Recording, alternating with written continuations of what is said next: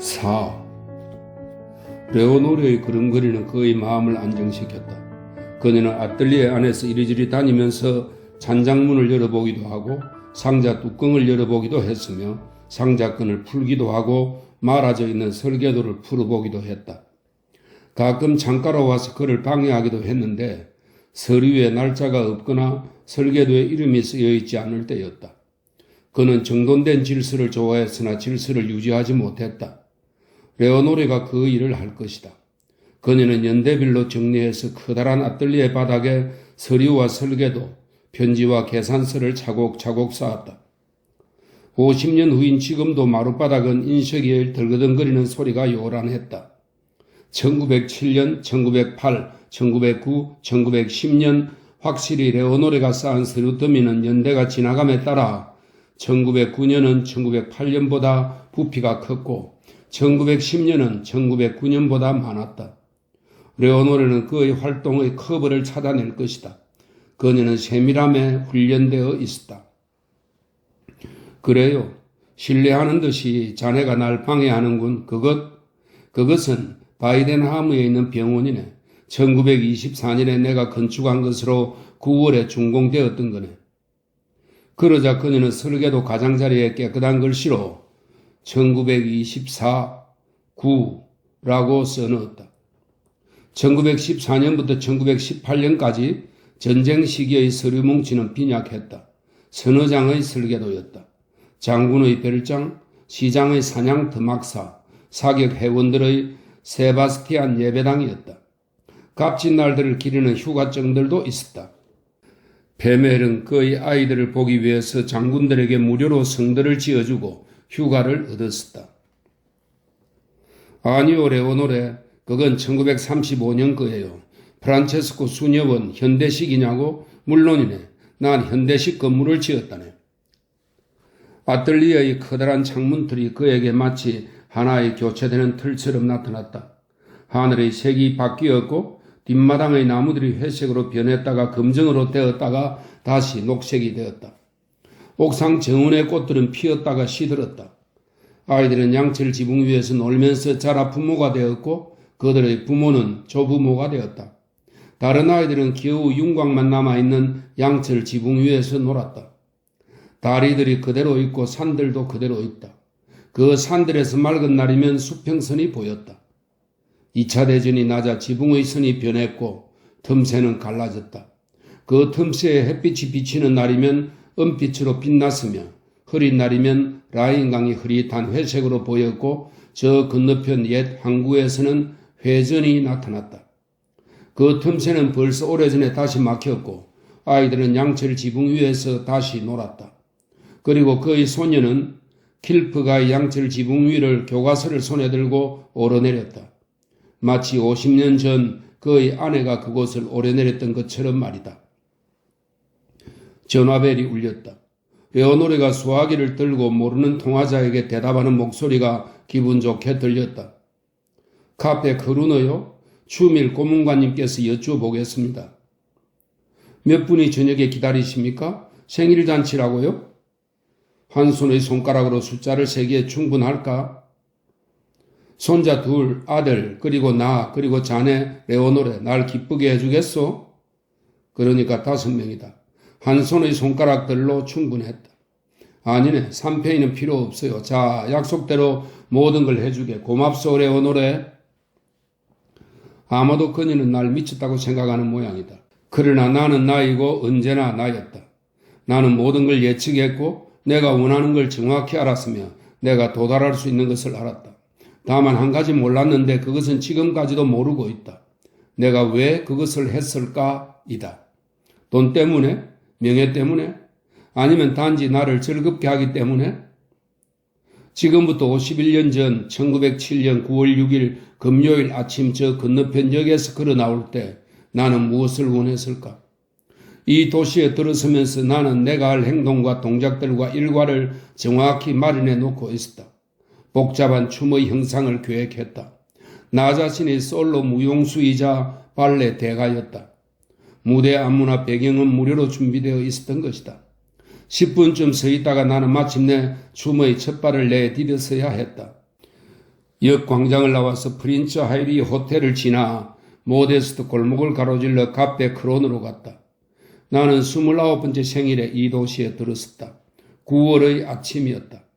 마부들은 마차를 지키고 있었고 보라색 제복을 입은 프린츠 하이리 호텔 보이들이 손님들 뒤를 따라 역으로 짐을 나르고 있었다. 은행 앞에서는 육중한 셔터가 위로 올라갔고 예비 창고에서는 셔터가 견고한 소리를 내며 올라갔다. 비둘기가 날고 있었고 신문파리들이 뛰고 있었다. 장기병들이 지나갔다. 한 기병대가 프린츠 하이리 호텔 앞으로 말을 타고 갔고 기병대위가 어느 분홍색 모자를 쓴 여인에게 윙크하자 베일을 내리고 발코니 위에 서 있던 그 여인은 손키스로 답했다. 아스팔트가 말 발굽 소리로 진동했다. 깃발이 아침바람에 날리고 있었고 성 세베린 교회의 열린 문으로부터 풍금 소리가 울려 퍼졌다. 나는 상기된 채 양복 재킷 주머니에서 시가 지도를 꺼내 펼쳤다. 내가 역 주변을 표시했던 붉은 반원을 잘 살펴보았다. 5개의 검은 십자표 중심 교회와 4개의 주변 교회를 표시했다. 나는 눈을 들어 새벽의 어둠 속에서 4개의 교회 탑을 찾았다. 5번째인 성 세베린 교회는 바로 내 앞에 있었으므로 찾을 필요가 없었다. 교회의 커다란 그림자 때문에 나는 약간 추웠다. 나는 다시 눈을 내려 지도를 보았다.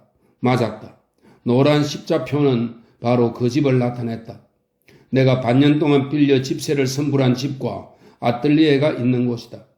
성 세베린 교회와 모데스트 성문 사이에 있는 모데스트가 7번지. 방금 한 무리의 성직자들이 길을 건너간 저 건너편, 즉 오른쪽이 틀림없었다. 내가 역 주변을 그린 반원의 반경은 1km가 되었다. 이 붉은 선 안에 내가 결혼할 여자가 살았다. 난 그녀를 모르고 이름도 몰랐다. 다만 아는 것이라곤 아버지가 얘기하신 대로 귀족 가문이라는 것뿐이었다. 아버지는 여기 창기부대에 3년간 근무했는데 말과 장교들에 대한 정오심을 품었다. 난 아버지와 상관없이 장교를 존경했다. 내가 장교, 예비역 공병 장교였다는 것을 아버지가 알지 못해서 난 기뻤다. 나는 웃었다. 나는 종종 51년 전의 이날 아침을 생각하고 웃었다.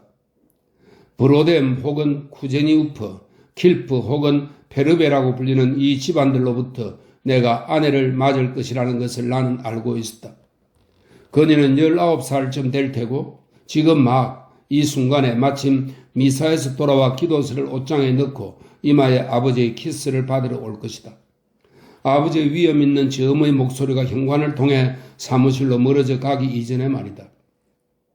그녀는 아침 식사로 꿀바른 빵을 먹고 커피 한 잔을 마시고 싫어요, 그건 싫어요, 어머니 제발 달걀은 먹지 않겠어요 할 것이다. 그녀는 어머니에게 무도회 일정을 읽을 것이다. 그녀는 학자들의 무도회에 가도 될까? 가도 될 것이다. 늦어도 무도회에서 즉 1월 6일에 내가 누구를 받아들일 것인가를 알게 될 것이다. 나는 그녀와 춤을 출 것이고 나는 그녀와 사귈 것이고 그녀를 사랑하게 될 것이고 그녀는 내 아이를 낳을 것이다. 5, 6, 7 이 아이들이 결혼하여 나에게 손자를 안길 것이다. 7의 5배, 6배, 7배가 될 것이다. 멀어져가는 말 발국 소리를 들으면서 나는 내 손자 무리를 보는 것 같았다. 또 내가 이루어냈다고 생각한 이 친족들 위에 80살 먹은 귀족으로서 군림하고 있는 나를 보는 듯 했다. 생일잔치, 장례식, 은혼식과 결혼식, 세례식을 치를 것이고 젖먹이들이 늙은 내 손에 안길 것이다. 난 정손자들을 젊고 예쁜 며느리들처럼 사랑할 것이다. 그리고 이 며느리들을 아침 식사에 초대해서 꽃과 케이크, 향수, 그림 등을 선물할 것이다. 나는 그곳에 서 있는 동안에 이미 춤이 시작된 것을 알고 있었다.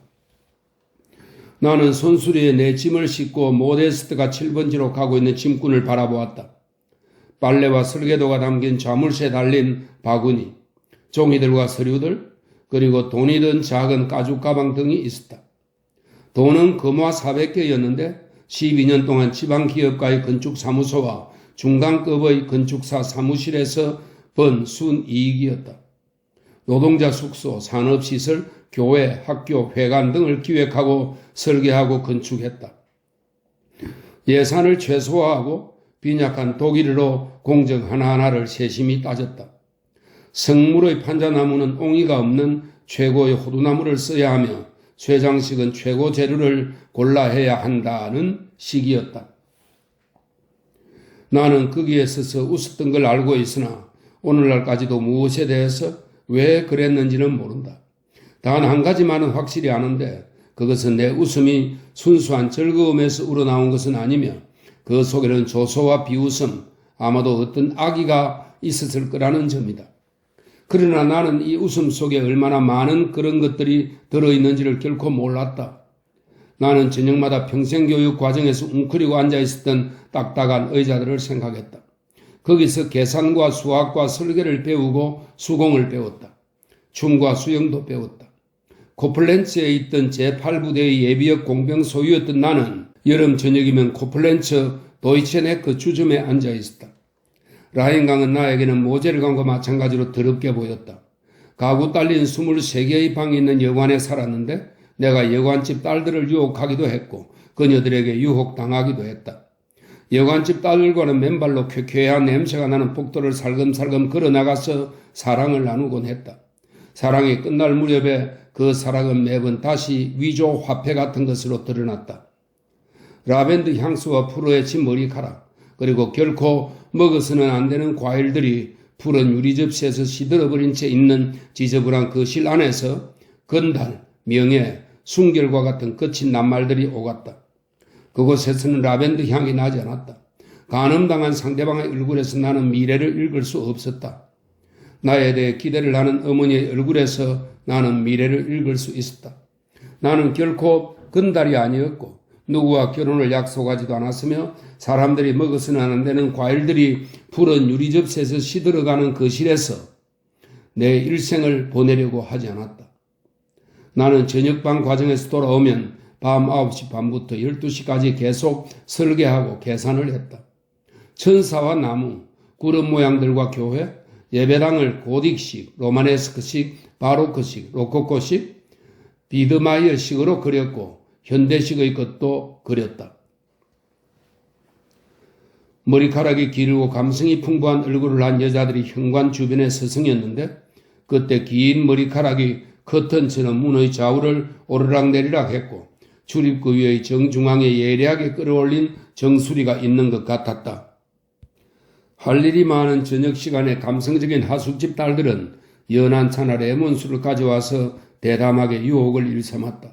나는 무엇보다 세부적인까지 설계를 계속했다. 나는 이들이 가장 먼저 영향을 받으리라는 걸 알고 있었기 때문이다. 그 세부는 문고리, 장식이 꾸며진 창살, 예수 그리스도, 펠리컨, 닷과 십자가이다. 그 십자가에는 뱀이 혀를 날름거리며 기어 올라가다가 떨어지는 것이었다.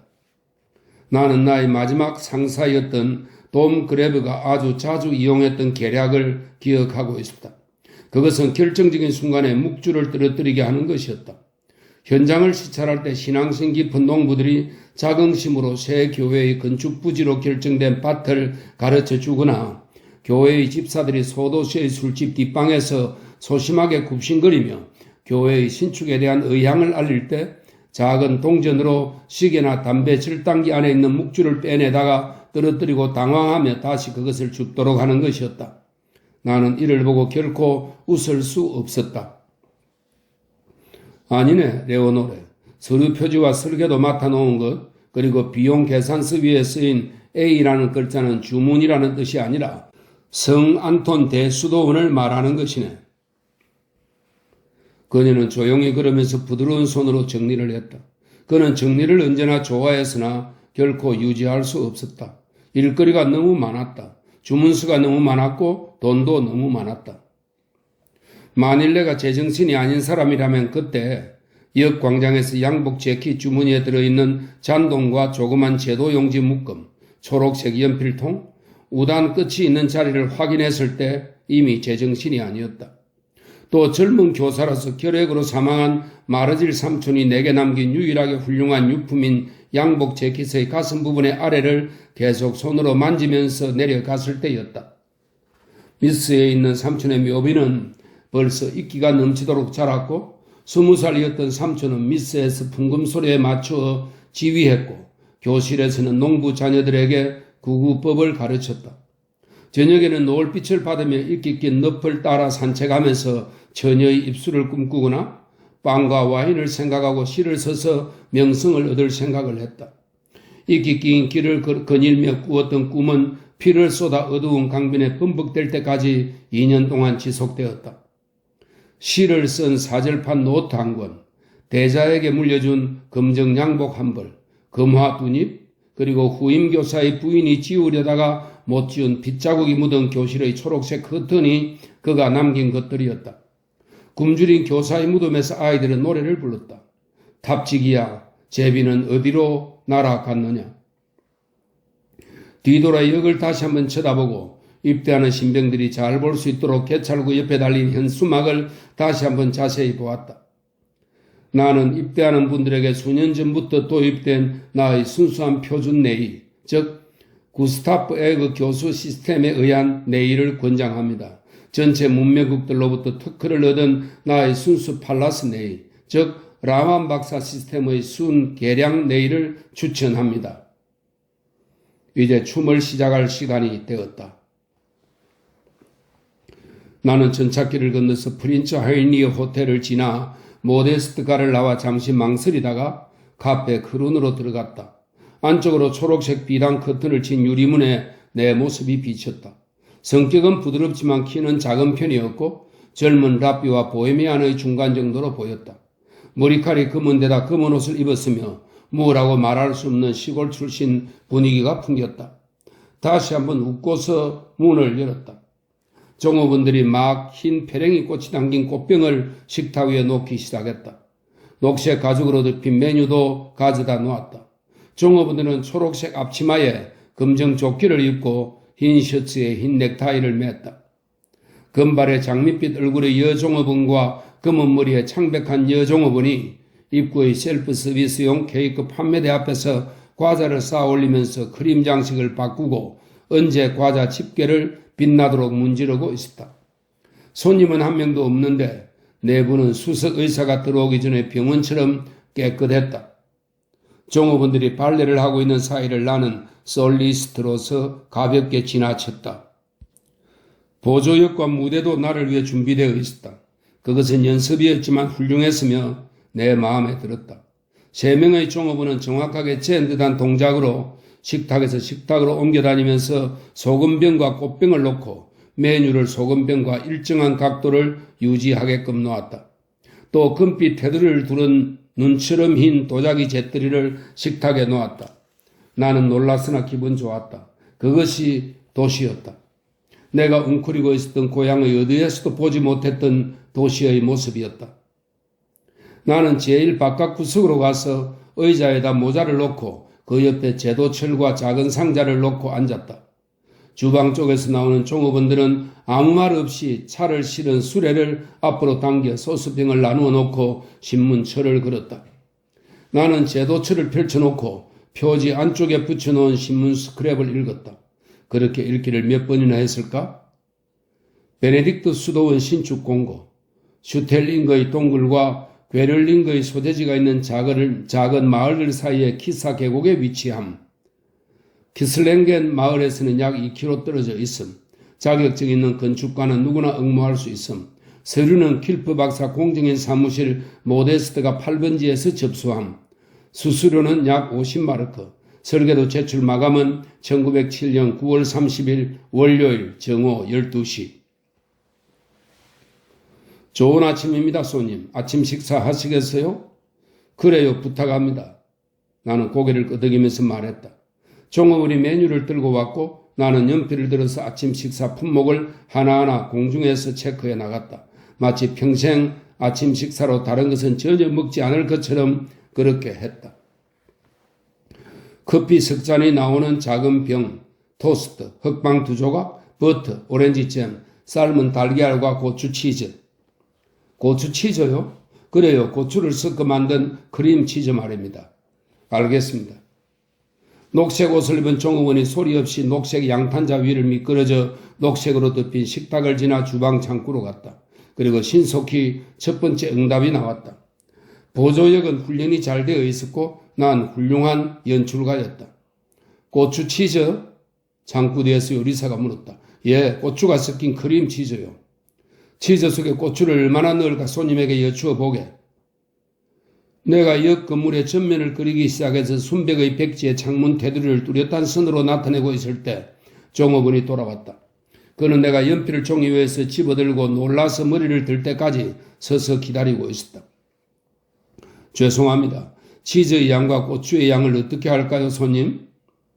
치즈 45g에 고추는 골무 하나만큼 넣어서 반죽을 잘해요. 잘 들으세요. 난 내일도 모레도 글피도 그 다음 날도 3주 후도 석 달 3년 후에도 이곳에서 아침 식사를 할 거예요. 아시겠죠? 언제나 같은 시각 아침 9시경에. 알겠습니다. 그것이 내가 바라던 바였다. 그리고 내가 바랐던 것은 정확히 들어맞았다. 뒤에 나는 내 계획들이 정확하게 이루어지고 내가 예측하지 않았던 것은 결코 일어나지 않아서 종종 놀랐다. 이틀 후 나는 벌써 고추 치즈 손님이 되었고 일주일 후엔 항상 9시쯤 아침 식사를 하러 오는 젊은 예술가가 3주일 후에는 큰 주문을 받고 일하고 있는 젊은 건축가 페멜 씨가 되어 있었다. 그러게 그래. 그것은 모두 성안돈 수녀원에 관계된 것들이네. 레오노레 오늘까지 수십 년에 이른 것이네. 수리, 확장공사, 그리고 옛 설계도에 따라 건축한 지 45년이 지난 것들. 성안돈 수녀원 수도원만으로도 서가가 가득 찰 거네. 그러게 자네가 옳았네. 환기장치가 되어 있으면 좋았을 텐데 오늘 날씨가 덥군. 아 괜찮네. 앉지 않겠나? 교체가 가능한 액자에 1958년 9월 6일의 푸른 오후 하늘이 보인다. 지붕의 윤곽이 연달아 보이고 이제 다시 틈이 없어졌다. 옥상 정문에 있는 총천연색의 식탁에는 자뜨든 자가 놓여있고 눕는 의자에 있는 여자들은 햇볕 아래에서 마음껏 몸을 쭉 뻗고 있었다. 역은 휴가에서 돌아오는 기승객들로 붐비고 있었다. 그래서 그가 손녀 루트를 기다린 일은 헛일이었을까? 그 애는 관계와 사랑을 잃지 않고 여행 중인가? 그는 손수건으로 이마를 조심스럽게 두들겼다. 덥다든가 춥다든가 하는 일이 그에겐 상관이 없었다. 교체 가능한 액자의 오른쪽 구석에 있는 호헨촐레른가의 왕들은 49년 전부터 변함없이 지금도 청동말을 타고 서쪽으로 달려갔다. 또 그의 최고의 전쟁 영웅인 사람도 거기에 있었는데 머리를 꼿꼿하게 세운 태도에서 그의 숙명적인 자만심을 인지할 수 있었다. 그때 나는 카페 크로너의 아침 식탁에 앉아서 아직 기념 문구가 새겨지지 않은 초석을 웃으면서 파고 있었다. 모이가 고추 치즈를 가져왔다. 언제나 나는 미래에 대한 확신을 가지고 있어서 현재란 것은 완성된 과거처럼 여겨졌다. 그것이 카페 크로너에서의 나의 최초의 식사였을까? 아니면 벌써 3000번째였을까? 난 매일 카페 크로너로 가서 아침 식사를 했다. 단 한 가지가 나를 방해할 수 있었는데 그것은 나의 최고 사령관이 나를 전선으로 불러낼 수 있었던 국가 권력이었다. 1907년 9월 6일 금요일이었다. 그날 아침 식사가 첫 번째의 것이었다. 그날 아침까지 나는 한 번도 아침 식사에 원두 커피를 마셔본 적이 없었고 말츠 커피만을 마셨으며 달걀 한 개 먹은 일 없이 귀리 죽과 버터 바른 제피빵, 날오이 한 조각을 먹었을 뿐이었다. 그러나 내가 세우려고 했던 신화는 이미 시작되었고 요리사의 고추치즈에 대한 반문이 그 신화로 가는 과정이었으며 나는 관객을 만들어내야 했다. 나로서는 거기에 그대로 기다리고 있는 일 외에 할 일이 없었다.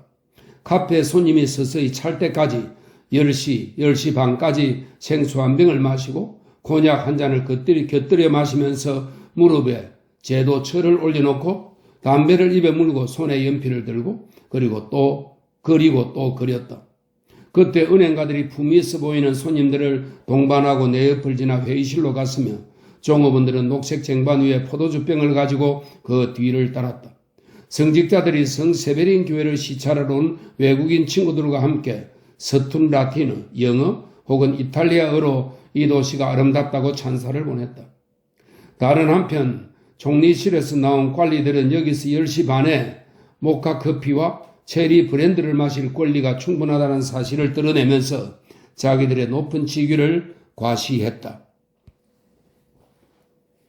채소 시장에서 온 부인들은 가죽 가방에 양배추, 당근, 완두콩, 자두를 담아가지고 와서 가정주부로서 훌륭한 교육을 받았음을 입증했다. 그들은 지친 농촌 부인들이 물건을 싸게 팔면서 수다를 떠는 것을 잘 이해하고 있었기에 커피와 케이크를 사면서 전략했던 돈의 100배를 써버렸다. 그러곤 커피 스푼을 마치 대금처럼 내저으면서 한 기병 대위에게 화를 냈다. 그가 근무 중에 장녀가 있는 발코니로 올라가서 그녀의 손에 키스했고 아침 5시 반에야 비로소 호텔의 배달자를 위한 입구를 이용해 그녀를 떠났다는 것이었다. 기병 장교가 장사꾼이 드나드는 문으로 드나들다니 치욕적인 일이었다. 나는 그들 모두를 바라보면서 그들의 소리에 귀를 기울였다. 그들은 나의 엑스트라였다. 20개의 의자 대열과 보이가 춤추듯이 만든 식탁의 대열 말이다. 11시 20분 전에 계산서를 달래서 보았더니 내가 생각했던 것보다 값이 쌌다. 나는 통 크게 그러나 낭비하지 않게 등장하리라고 마음먹었다. 어디선가 이 말을 읽었는데 좋은 문구라고 생각했다. 시중을 든 보이들과 인사하고 카페를 나왔을 때는 피곤했다. 신화를 만드는 보이의 입에 50페니의 팁을 주어 그 대가를 지불했다. 그들은 내가 카페를 떠날 때 아래 위로 나를 훑어보았는데 내가 동무가라는 걸 짐작하지 못했다. 나는 도열한 사람들 사이를 똑바른 자세로 탄력성 있게 걸어가면서 그들이 보아야 하는 것을 보도록 했다. 커다란 검정 모자를 쓰고 키는 작으나 부드러운 모습의 25살로 보이는 예술가. 어딘가 촌티가 났으나 자신감 있게 등장한 예술가의 모습. 문을 잡아둔 소년에게 또 10페니의 팁을 주었다. 모데스트 7번지 집까지는 불과 1분 30초밖에 걸리지 않는 거리였다. 견습생들, 짐차들, 수녀들, 거리의 일상이었다. 7번지 집으로 향하는 성문에서 정말 인쇄 잉크 냄새가 났을까? 배의 기계와 같은 기계가 피스톤을 밀었다 당겼다, 당겼다 밀었다 하면서 무언가 흰 종이에 찍고 있었다. 수위가 모자를 벗고 인사했다. 건축기사님이시죠? 짐은 벌써 올려다 놓았습니다. 불거스름한 손에 팁을 주었다. 언제나 시중을 들 준비가 되어 있습니다, 장교님. 빙그레 웃으면서 그가 말했다. 네, 신사 두 분이 벌써 와 계십니다. 그들은 장교님을 여기 예비역 장교 클럽에 가입시키고자 합니다. 나는 그 순간에 암울한 지대에 가라앉아 있는 현재보다도 미래를 더 분명히 내다보았다. 나는 초라한 차림새의 수위가 신문 기자들에게 둘러싸여 있는 것과 신문의 표제를 보았다. 젊은 건축가가 전문가들을 누르고 수상을 함. 수위는 신문 기자들에게 자발적으로 정보를 주고 있었다. 저분이요? 우리 저분은 일밖에 모르십니다. 아침 8시 정각에 성세베린 교회 미사에 참석하시고 10시 반까지 카페 크로너에서 아침 식사를 하시죠. 10시 반부터 오후 5시까지는 저 위 아틀리에에서 나오지 않으십니다. 아무도 만날 수 없습니다. 아예 위에서 사시죠. 그래요, 웃으세요. 직접 완두콩 수프를 끓여서 드시죠. 늙으신 어머니가 완두콩과 햄, 심지어 양파까지 보내주십니다. 오후 5시부터 6시 사이에는 시내를 산책하시고 6시 반부터 7시 반까지는 프린츠 하이니 호텔의 예비역 장교 클럽에서 당구를 치시죠. 여자친구요? 제가 알기로는 없어요. 금요일 저녁마다 8시에서 10시까지 독일의 소리 합창단에서 합창 연습을 하시죠. 카페 크로너의 종업원들도 팁을 주면 뭘 가르쳐 드릴 겁니다. 고추 치즈요? 매우 흥미롭죠. 아침 식사를 하면서도 신들린 사람처럼 스케치를 하냐고요? 나중에 나는 내가 도착하던 그때를 생각해 보았다. 아스팔트 위로 저벅거리며 달리는 말바국 소리를 들었으며 트렁크를 끌어나르는 호텔 보이들과 장밋빛 모자를 쓰고 베일을 가린 여인들을 보았고 입대를 권장함이란 플래카드를 읽었다. 이때 나는 내 웃음소리를 들었다. 누구에게 웃는 웃음이었는가? 무엇으로 이루어진 웃음이었던가? 매일 아침 미사가 끝나고 우편물과 신문을 가지러 건너갈 때면 도시 북쪽의 훈련장으로 말을 타고 달리는 창기병들의 모습을 보았다. 공격을 재촉하기 위해서 정찰부대가 먼지를 일으키며 달리고 말 발굽 소리가 사라질 때면 나는 말과 장교들에 대한 아버지의 정오를 떠올렸다. 트럼펫 신호가 울리면 길가에서 노병의 눈에서 눈물이 흘렀으나 난 아버지를 생각했다. 기수의 가슴도 수위의 가슴도 나의 가슴보다는 더 두근거렸다. 처녀들은 먼지 묻은 수건을 손에 들고서 살아 움직이고 있는 모습을 뚫어지게 쳐다보면서 위로하고자 한 마음을 아침바람에 식혔다. 수위는 어머니가 내게 보내준 소포를 건네주었다. 완두콩, 고기, 양파, 그리고 안부 인사가 들어있었다. 내 가슴은 말을 타고 달리는 기병대를 보았을 때보다 더 뛰지 않았다. 나는 어머니께 제발 여기 오시지는 말라는 편지를 썼었다. 어머니가 하나의 보조역 역할을 하는 것을 바라지 않았다. 후에 아주 나중에 연극이 상연되면 오시도 좋을 일이었다. 어머니는 나처럼 키가 작고 성격이 부드럽고 피부색이 어두웠다. 어머니는 묘지와 교회 중간 지점에 살았다. 그녀의 얼굴, 그녀가 나타나면 이 연극에 너무 잘 어울릴지도 모르는 일이었다. 어머니는 돈을 전혀 원하지 않아서 빵과 수프를 위해 한 달에 금화 한 입이면 되었고 주일에는 그루시엔을, 평일에는 페니를 현금으로 냈다. 나중에 50사고 편지를 썼으나 너무 늦고 말았다. 어머니의 무덤은 아버지 옆 샤를로테와 마우리티우스의 옆에 있다. 어머니는 모데스트가 7번지 하이니 페멜이라고 매주 편지를 썼던 주소지를 보지 못하고 말았다. 나는 어머니의 현명함이 두려웠고 어머니의 입에서 나올지 모를 뜻밖의 말들이 두려웠다. 무엇 때문이냐? 돈 때문에? 명예 때문에? 신을 위해서? 사람을 위해서? 하고 말하실까봐 두려웠다. 나는 어머니의 교리문답이 겁났다. 어머니는 답변으로서 평서문으로 변형된 질문, 즉 질문의 끝에 의문표를 찍지 않고 마침표를 찍는 형식을 요구했다. 무엇을 위해서인지 나는 몰랐다. 내가 교회에 간 것은 위선은 아니었고 연극에 해당하지는 않았다. 혹 그런 요소가 얼마쯤 있었다 하더라도 말이다. 나의 연극은 카페 크로네에서 비로소 시작되어 10시 반에 끝나고 다시 오후 5시에 시작되어 10시에 끝나는 것이었다. 장기병들이 마침내 모데스트 성문 뒤로 사라지고 거리 약사들이 교외로 나가는 동안에는 아버지 생각을 하는 것이 더 수월했다. 거리 약사들은 아침 노을을 연주하여 외로운 주부와 하녀들의 마음을 위로해 주기 위해 일찍이 그곳으로 갔다. 그들은 오후 늦게 시내로 돌아와서 아내마리, 로즈메리를 연주하며 퇴근 후에 우울함을 이용하여 돈을 벌었다. 건너편의 그레츠가 문 앞에 막 멧돼지 수놈을 매달아 놓아서 신선한 그 핏방울이 아스팔트로 검붉게 떨어졌다. 그 옆에는 꿩, 닭, 토끼들이 매달려 있었다. 부드러운 꿩의 깃털, 토끼들이 힘센 멧돼지 주변을 장식했다. 그레츠는 아침마다 토끼 배, 비둘기 가슴, 멧돼지에서 잘라낸 옆구리 등 죽은 짐승들을 매달아 놓아서 지나가는 사람들에게 그 상처를 보였다. 그레츠 아내의 불거스레한 손은 버섯 더미 사이에 있는 간 천엽을 정리하고 상어 알을 주사위 크기의 얼음 위에 올려놓았다. 그녀의 손은 멧돼지의 커다란 넓적다리 앞을 분주히 오갔다. 완전히 구운 벽돌과 같은 자주색 새우들이 평평한 수족관 안에서 눈먼 듯 맥없이 움직이며 이미 예고한 주부의 손을 기다렸다. 1907년 9월 7일, 9일, 10일, 11일에 기다렸다.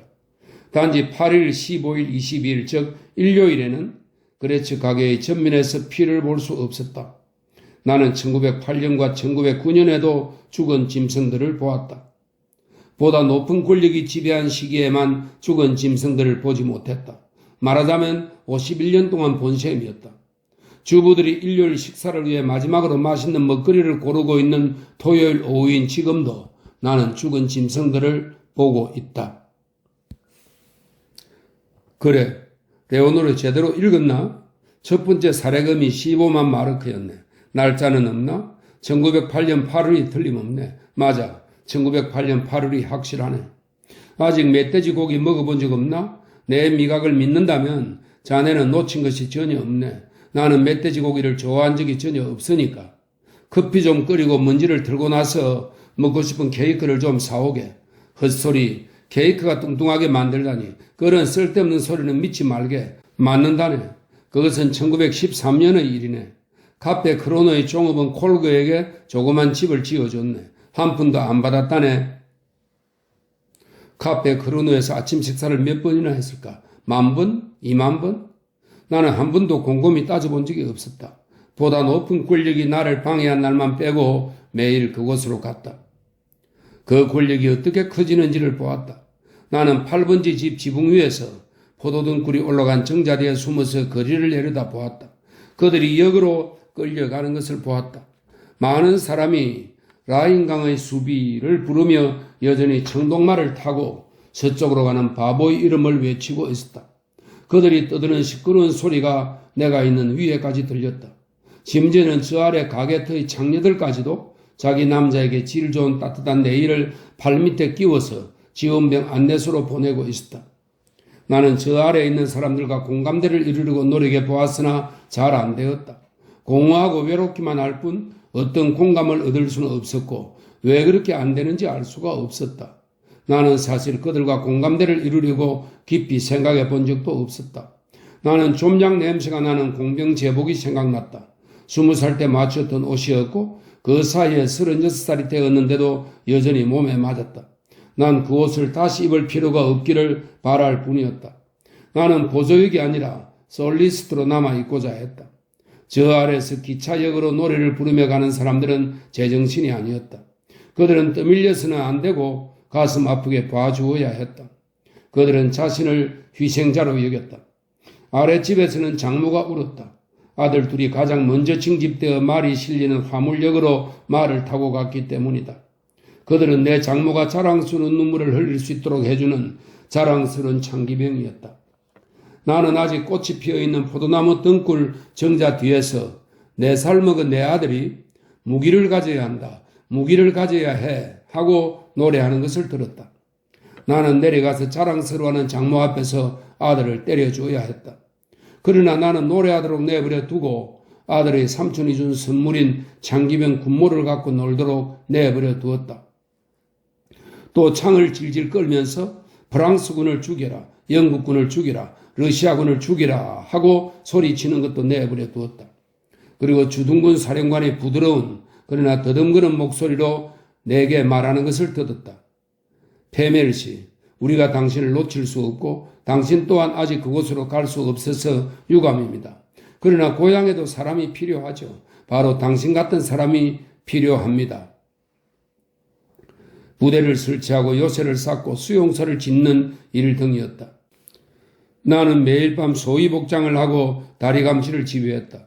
내가 계단 위로 올라가 멱 감고 집으로 돌아가던 젊은이들이 붉은 사암에 낙서해 놓은 음란한 그림들을 손전등으로 비출 때마다 상등병 계급의 늙은 상인들과 1등병 계급의 은행원들이 거수격려를 했다. 남자가 되기 시작한다는 표시를 다리로 올라가는 계단에 그렇게 했던 것이다. 어딘가에 걸린 편말에는 미하엘 상점, 석탄, 코크스, 조개탄이라고 쓰여 있고 미하엘 상점 쪽을 가리키는 손이 그려져 있었다. 하사관 그레츠가 내게 다리보초 하사관 1명 406명 이상 없음 하고 보고를 할 때면 나는 어떤 아이러니컬한 우월감을 맛보았다. 그리고 나는 희극에서 배우 섬직한 손짓을 해가며 쉬어 라고 말하고 보초 일지에 내 이름을 적고 집으로 돌아왔다. 철모와 칼은 옷장에 걸고 거실로 가서 요하나의 무릎에 머리를 묶고 담배를 피웠다. 나는 아무 말도 하지 않았으며 그녀도 아무 말도 하지 않았다. 그녀는 단지 그레츠에게만 그 위 간 파이를 주었다. 성 안톤 대수도원 원장이 꿀과 버터를 보내면 그녀는 그것을 나누어 주었다. 나는 그에 대해서 아무 말을 하지 않았고 언제나 카페 크로노에서 아침 식사를 했다. 2400번째 고추 치즈 식사를 하고 종업원에겐 그가 받으려 하지 않아도 항상 50페니 팁을 주었다. 종업원은 내가 그에게 설계해준 집으로 그 사례가 모두 된다는 것이었다. 요하나는 내가 생각하고 있는 것을 말했다. 그녀는 우리가 주둔군 사령관 집에 초대받아 갔을 때 샴페인을 한 방울도 마시지 않았고 토끼 내장도 먹지 않았다. 춤도 거절했다. 그녀는 바보 같은 황제라고 큰 소리로 말했는데 그것은 마치 저 변두리에 있는 빌헬름 스쿨레의 카지노에서 빙하기가 시작되는 것 같았다. 그녀는 정적 속에서 그 말을 반복했다. 바보 같은 황제.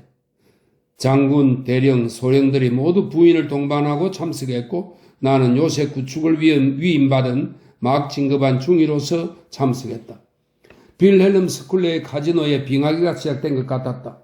키가 작은 하소간 후보생이 분위기를 바꾸고자 악단에게 왈츠를 부탁하는 훌륭한 아이디어를 냈다. 나는 요하나의 팔을 끼고 마차로 데리고 왔다. 황홀한 가을 밤이었다. 잿빛의 무리가 변두리 역으로 행진해가고 있었다. 다른 일은 일어나지 않았다. 군법회의. 아무도 요하나가 한 말을 감히 되풀이하지 못했다. 이런 종류의 모독은 서류화되지도 않았다. 황제 폐하를 바보 같은 황제라고 하다니 감히 아무도 옮겨 쓸 수 없는 말이었다. 사람들은 기껏해야 댁의 부인이 말한 바라고 말했고 나는 내 아내가 말한 바라고 했다. 아내의 말에 동의한다고 말했어야 했는데 그렇게 하지 않았고 그저 신사 여러분, 내 아내는 해산이 2달 남았습니다. 남동생 둘을 잃었습니다. 킬퍼 기병 대위와 킬퍼 사관 후보생이죠. 둘이 같은 날 전사를 했습니다. 1909년엔 어린 딸을 하나 잃었습니다. 라고 말했다. 그러나 나는 내 아내의 말에 동의한다고 말했어야 한다는 것을 알고 있었고 조선은 충분치 않고 앞으로도 결코 충분치 않을 것이라는 걸 알고 있었다.